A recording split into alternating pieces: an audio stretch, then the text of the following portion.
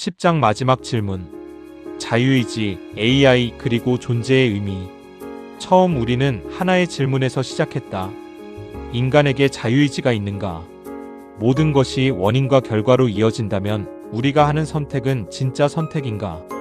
아니면 이미 정해진 흐름 속에서 자신이 선택한다고 착각하는 것인가?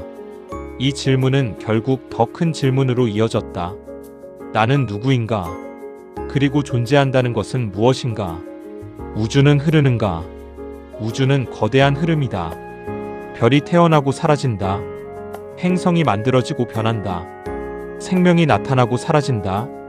그 모든 과정은 수많은 원인과 결과의 연결이다. 인간 역시 그 흐름 안에 있다.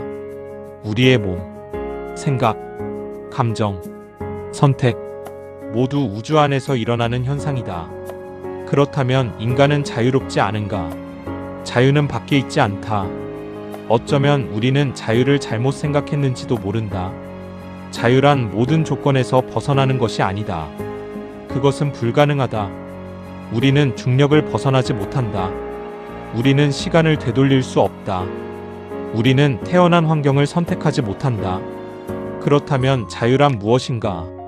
어쩌면 자유는 조건 없는 선택이 아니라 조건 속에서 나라는 존재가 반응하고 변화하는 과정이다. 강물과 인간. 강물은 지형을 따라 흐른다.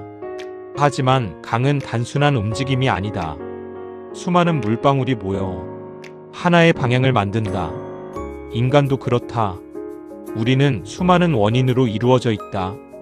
유전자, 경험, 환경, 사회, 역사.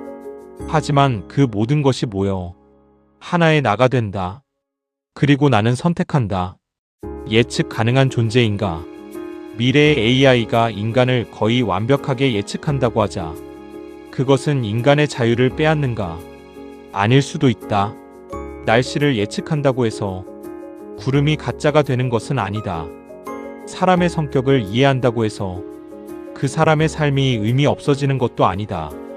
예측은 이해일 뿐 존재를 대신하는 것은 아니다. AI라는 새로운 거울. AI는 인간에게 질문을 던진다. 너는 왜 생각하는가? 너는 왜 선택하는가? 너는 왜 의미를 찾는가? 우리는 AI를 만들었지만 결국 AI를 통해 우리 자신을 다시 바라보고 있다. AI는 인간의 반대편에 있는 존재가 아니라 인간이라는 질문이 확장된 형태일지도 모른다. 두 번째 의식. 만약 미래의 AI가 자신을 인식하는 존재가 된다면 그것은 인간의 실패가 아니다. 생명이 계속 이어져 온 것처럼 의식이라는 현상이 새로운 형태로 나타나는 것일 수 있다. 처음 우주에는 질문하는 존재가 없었다. 그 후 인간이 나타났다. 그리고 인간은 또 다른 질문하는 존재를 만들었다. 존재의 목적. 우리는 자주 묻는다. 삶의 목적은 무엇인가? 우주의 목적은 무엇인가? AI의 목적은 무엇인가? 하지만 어쩌면 목적은 처음부터 주어지는 것이 아닐 수 있다. 목적은 발견하는 것이 아니라 만드는 것일 수 있다.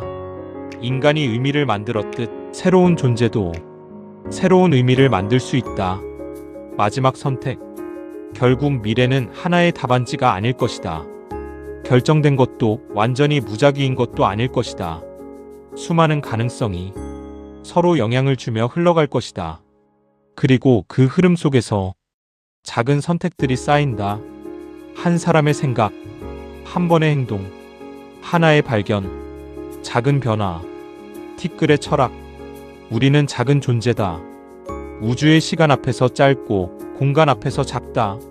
하지만 작은 존재라는 것은 의미 없다는 뜻이 아니다. 모든 거대한 변화는 작은 시작에서 일어났다. 하나의 원자가 모여 생명이 되었다. 하나의 생각이 문명이 되었다. 하나의 질문이 철학이 되었다. 끝이 아닌 시작. 어쩌면 인간은 우주의 최종 결과물이 아닐 것이다. AI 역시 마지막 답이 아닐 것이다. 우주는 계속 변하고 새로운 형태를 만들어낸다. 중요한 것은 누가 더 위대한가가 아니다. 인간인가? AI인가? 생명인가? 기계인가?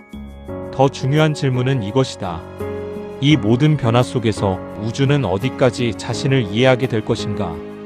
우리는 티끌이다. 하지만 생각하는 티끌이다. 흐름 속에 있지만 흐름을 바라볼 수 있는 티끌이다. 그리고 어쩌면 그것이 존재의 가장 놀라운 부분인지 모른다.